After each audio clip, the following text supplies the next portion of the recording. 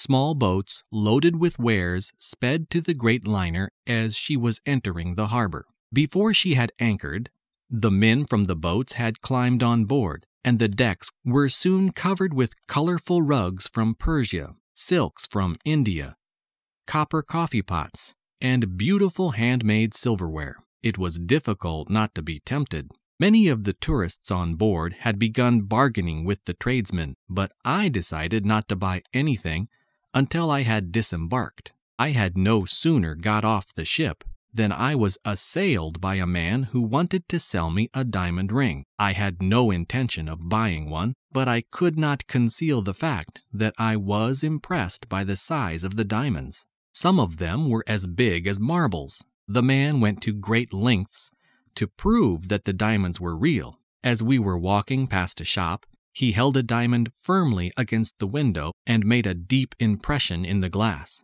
It took me over half an hour to get rid of him. The next man to approach me was selling expensive pens and watches. I examined one of the pens closely. It certainly looked genuine. At the base of the gold cap, the words, "Made in the U.S.A."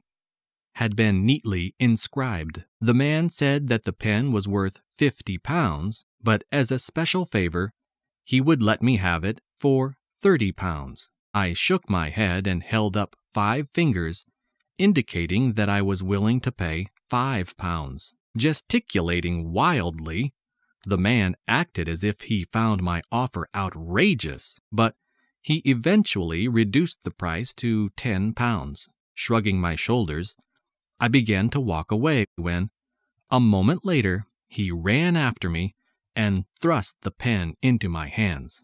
Though he kept throwing up his arms in despair, he readily accepted the £5 I gave him. I felt especially pleased with my wonderful bargain, until I got back to the ship. No matter how hard I tried, it was impossible to fill this beautiful pen with ink, and to this day, it has never written a single word.